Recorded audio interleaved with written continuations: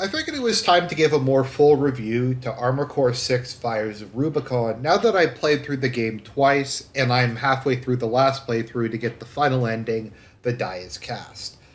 So, on the whole, I'm going to say that this is a really good game.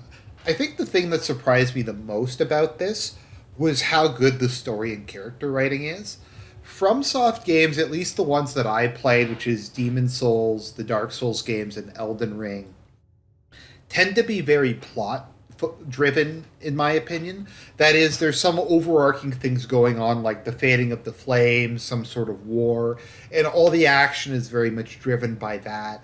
And the impact that the individual has can kind of be limited. And whenever we see characters, it's often after they've kind of gone insane or died or decayed, and we kind of have to piece things together. We don't really get that much of an opportunity in most of these games to have like a deep relationship with someone, to kind of watch them change and have them kind of uncover stuff. I mean, there's characters who go through arcs, but very often in FromSoft games, it's like, okay, you meet this person 3 times, and they're different the 3 times you meet them, and they give you like 3 lines each time.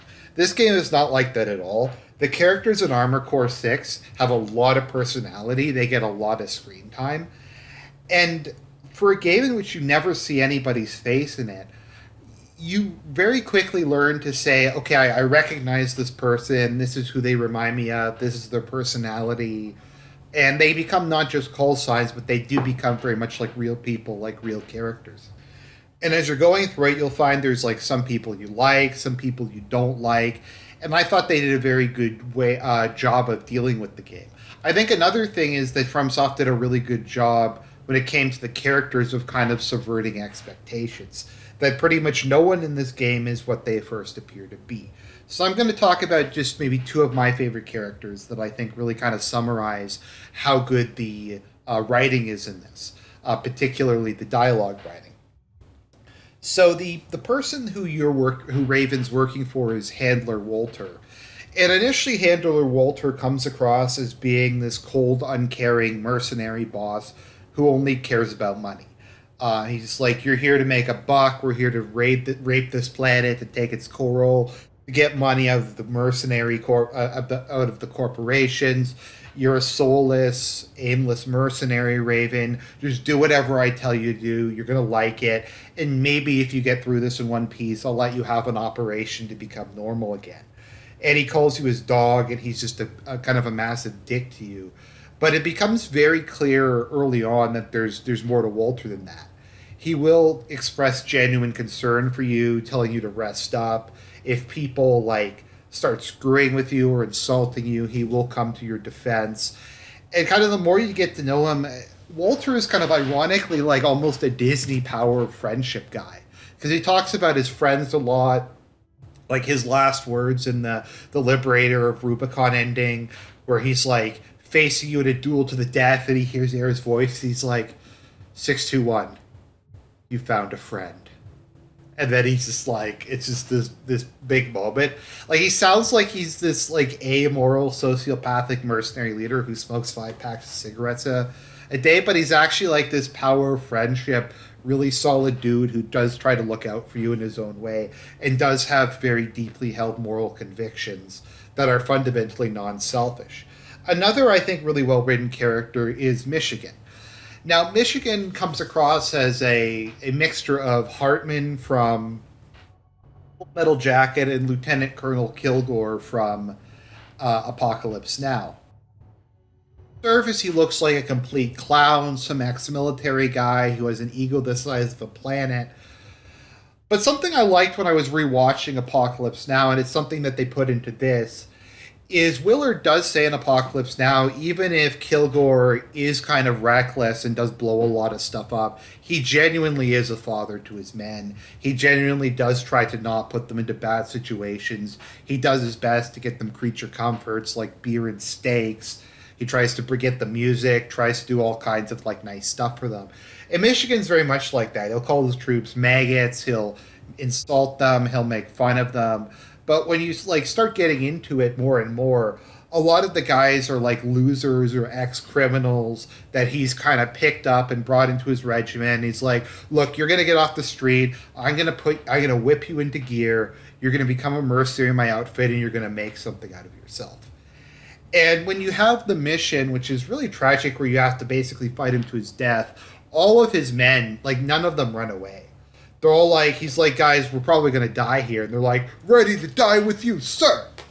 And he's kind of like really arrogant, but at the same time, he expresses kind of concern for you and a lot of respect for you. He's like, you should stop being an independent and come join us. Get a 401k plan. Get a team of buddies that who you can rely on.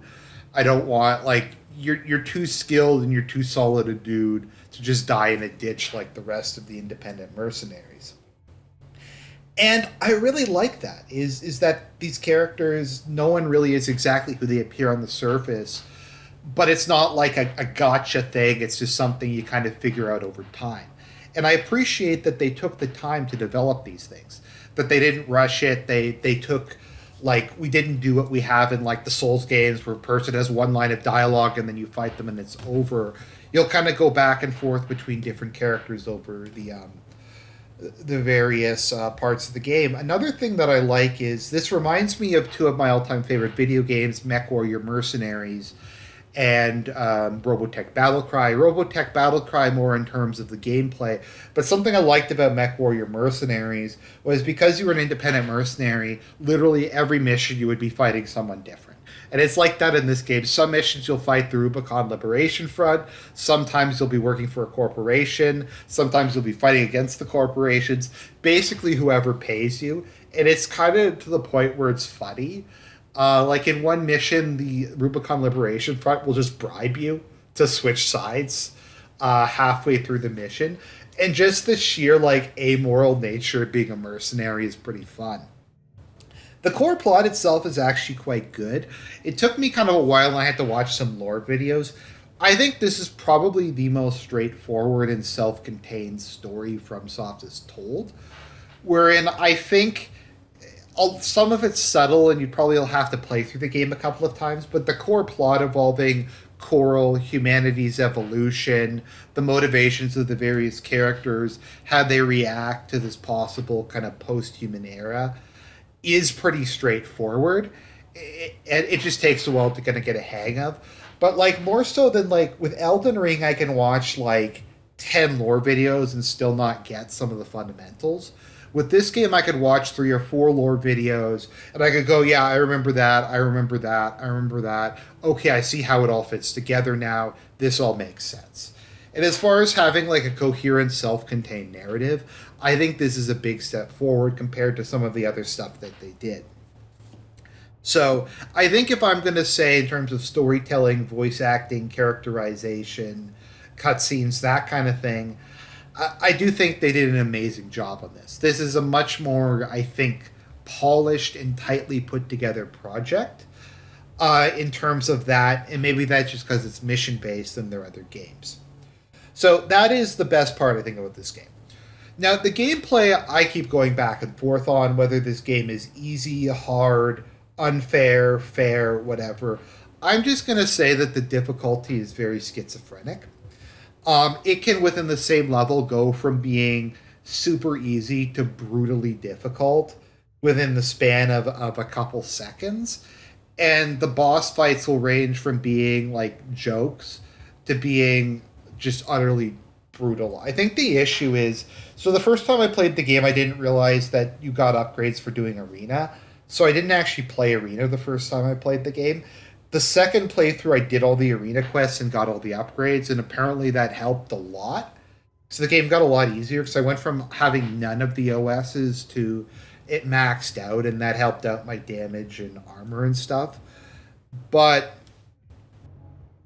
it's kind of weird coming from a Souls game. Now, in Dark Souls 1 and Elden Ring, armor matters, but armor will be like the difference between taking like 4 hits to kill and taking maybe 12 hits to kill, which is a lot, but it's not like you could just stand there and let people wail on you unless you have like end game armor and you're in the beginning game area. In this game, though, armor is like everything. Like if you go into a heavy build, or as I like to call it, a brute force build, for like some levels, you just go through the level and they just try to shoot you, and there's just realistically not a lot you can do, and it gets to the point where basic enemies don't even really do damage to you.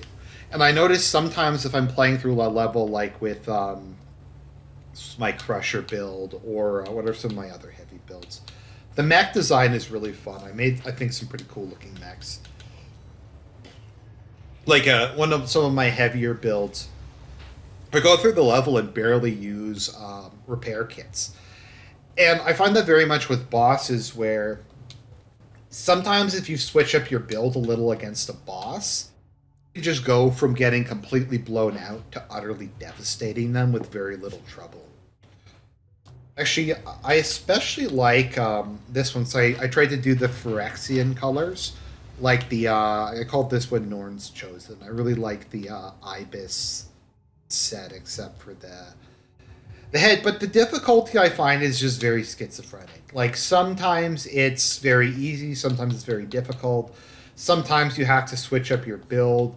Like sometimes for a boss, melee damage will just be god tier, and you'll just blow through them as if there was nothing. That was my attempt to make the Lancelot from Code Chaos. Sometimes you just blow through enemies as if they aren't even there, and then sometimes you need explosives because they're vulnerable with that. And none of this is very well explained, especially for a series, a newbie. Like, as with all FromSoft games, it has, like, you just go in, you're like, okay, I want to build my mech. And then you're like, what the fuck is this? And you just go through it, and there's just this massive info dump of all this random shit. What is the load limit, energy load, energy output? And you just are kind of like sitting there going, I don't get it. And it's not always like, unless you have the big thing open, it's not always clear like what certain things even do.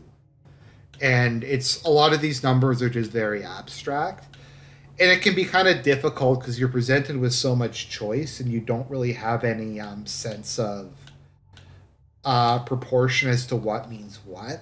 So I find there is quite a bit of a learning curve. Like if you just want to make a mech, you want to put some guns on it and go fly around, it's not that difficult. But if you want to, you need to optimize your build at least a little bit in terms of getting decent weapons. It makes the game a lot easier. Like I'm bad at this game, but if I have like a decent heavy build, I can still blow through bosses pretty easily, just because I have the right setup for it. So I just don't know if it's very well explained. I don't know if that's necessarily their fault, because I don't know if anyone really wanted to go through a longer tutorial about it, if they maybe could have established it better. I think it's just something, if you're coming from a Souls game or most other games, build matters so much in this. And it's weird because you can swap all your parts out constantly. It feels like maybe it shouldn't matter that much. But anytime you kind of get stuck in this game, generally speaking, even if you're bad at it, if you can figure out how you want to change your build around, it becomes much easier. Like for some of the levels that I really struggled with, I found going to a quadruped build and basically operating as a gunship was really good at levels where there's just a lot of enemy cover because you could fly over it, or for some of the exploration levels. And then like for one of the bosses, the not smelter demon, he can't shoot air, so you can just literally float above him and just kill him that way. So it's very much like that. I think the biggest issue with difficulty, and this is my complaint with basically every FromSoft game, is not so much even the game, but just the fans. This one has been especially bad. Like, I find the fans are bad for every FromSoft game, but this one's especially bad. Basically, the issue is a lot of these games are fairly technical. Like, it's memorizing, what the boss does. So oftentimes they're weak against a certain type of damage. They do a certain type of damage. And some basic advice can be really helpful. Like, for instance, when I was fighting the Nameless King, I actually found maxing my lightning defense actually worked pretty well. I mean, obviously he does lightning damage, but some bosses you can't really tank effectively. But I found it actually worked pretty well there. But if you go on to most discussion threads, be it on Steam, Reddit, GameSpot, wherever, the entire thread is just from soft fans screaming "Get good." And it's not even necessarily if the person is complaining the game's hard. It's just like, I'm struggling on this boss. Do you guys have any tips? And they will just scream "Get good" at you. And they'll be like, "Do you have like Jeff? What weapons are good?" And they're like, "Just get good. It doesn't matter. You can use like the worst gun in the game and beat any boss. If you're trying to come up with an optimal like configuration to make the game easier for you or to fit your play style, that's illegitimate. That's cheating. You just need to get good and like beat the game without taking any damage." I think like I complain occasionally about difficulty mods and spills and stuff like that. I think my real issue is the attitude a lot of FromSoft fans have. Not about the game's difficulty, not about there being a difficulty mode, but that people who play the game and play it legitimately have to play it the exact way they play it, which is generally speaking a dex dodge build.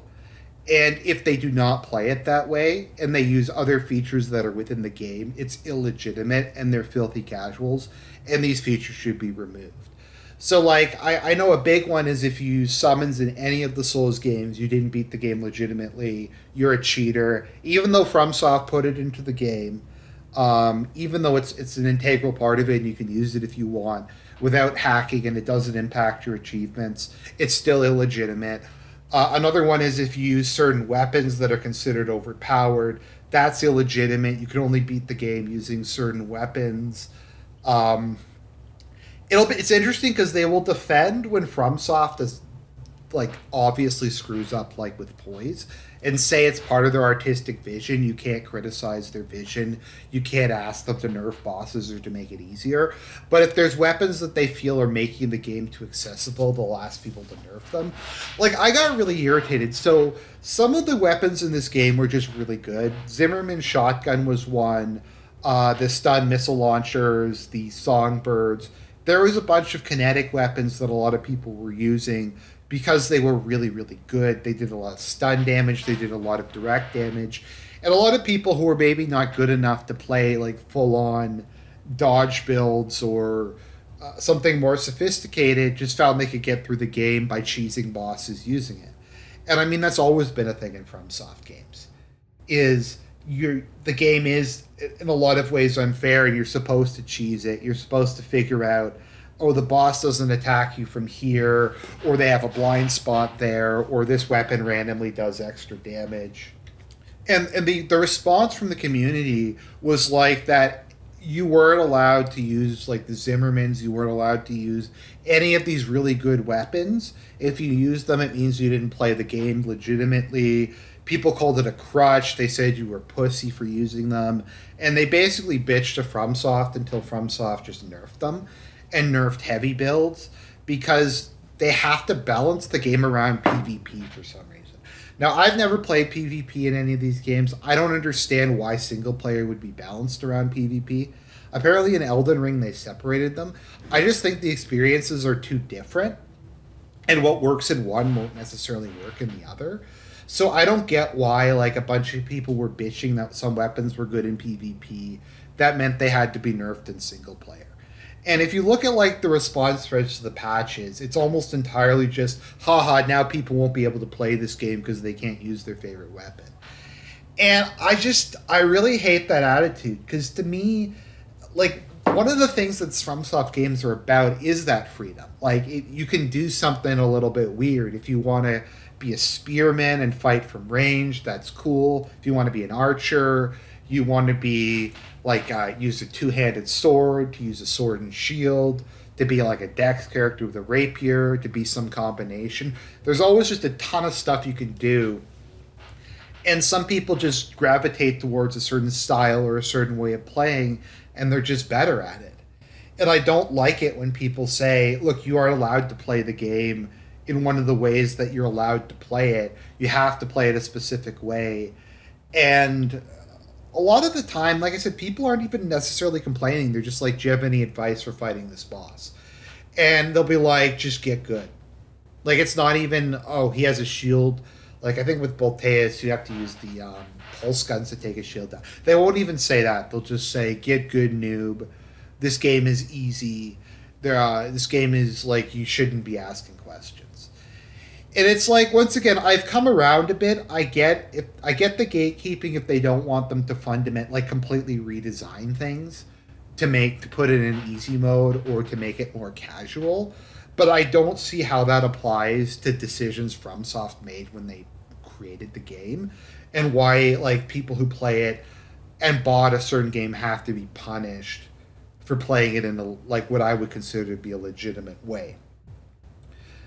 But overall, I would say that the combat is pretty good. There is some jank.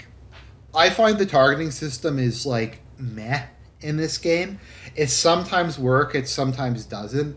Sometimes hard lock you can use, sometimes you can't. Sometimes you point in the right direction, sometimes you don't. I don't know if it's just really sensitive, if it's slow, what it is. I do find it pretty janky. The collision detection is okay, but not great. An issue I've complained about is certain long weapons will just clip through enemies. In particular, the Gatling guns will often just, if you're too close to them, will just clip through them and then you'll be firing out the other side.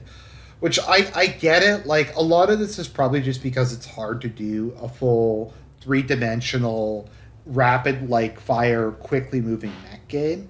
That being said, it does get frustrating in some levels where you're trying to turn around rapidly, or people are flying around you and your targeter isn't functioning, and dying from that can get pretty annoying. Likewise, when I talk about schizophrenic difficulty, I just find stuff like the amount of damage you take, once again, how strong the enemies are, how much damage you do. It just all seems very weird. And I probably just don't understand this game very well, but it kind of is all over the place. I do also think that stun lock is too prevalent in this. That's one of the reasons I started just playing mostly heavier builds was because it's very, very easy for the opponent to stun lock you. And it can be very frustrating as you'll be on like 3 repair kits and you'll just get stun locked until you go through at least 1 or 2 or 3 of them. And then you feel like there's really nothing you can do. Particularly against some bosses that just have really, really high attack rates. Like I said, though, at least though some of the time though, if you can't dodge, at least until they nerfed it, just tanking was viable, putting on the heaviest possible armor, and just trying to stun lock your opponent, the other boss instead. The bosses in this game are, once again, I just think a very mixed bag. Part of the issue is a lot of the basic things you need to play this game, much like with Elden Ring, are not available until very late. Like, a lot of the better parts, or at least the parts that I find I use, like the Gatling guns or the stun needle launchers and some of the close combat weapons, you don't get until later in the game after some of the bosses. So you have to kind of face some of the early bosses without the mid to late game weapons, which makes New Game Plus really easy because the difficulty doesn't actually go up. You have access to harder missions, but if you replay missions from the first game, they have the same difficulty. And obviously, even though there's no real level system, by that point in time, you've just gotten better at the game and you have like actual good parts. You'll have stuff that doesn't suck. So, on the whole, I would say that it is a very good game. I think it could use some patches to clean up some of the combat, some of the jankiness. If they could find some way to maybe smooth the difficulty out a bit, I think that would be helpful. Overall, though, I do think that this is a very good game. I'm going to give Armored Core 6 Fires of Rubicon a 9 out of 10. I think it was really, really good. I have some issues with this. I raged about this game a lot. But ultimately, the more I've played it, the more I've read about the lore, I've really come to like it. So, if anything, sometimes when you complain about something, you rage about something a lot, it's because you care. Like, if this was just some random, like, shitty early access game on Steam, I wouldn't bother making a big review. I wouldn't bother making multiple reviews. The fact that I'm, like, taking the time to try to complain about, like, stuff and things like that indicates that I actually like this and that it's actually something I want to see live up to its full potential. Overall, though, I think Armored Core 6 Fires of Rubicon is great. If people want me to do, like, maybe some more political or philosophical videos on it, I'll do that. But this game gets a big 2 thumbs up out of 10 from me. God bless everybody. Highly recommend Armored Core 6. Just be prepared to use a guide and be prepared for frustration when you're hit by the schizophrenic difficulty.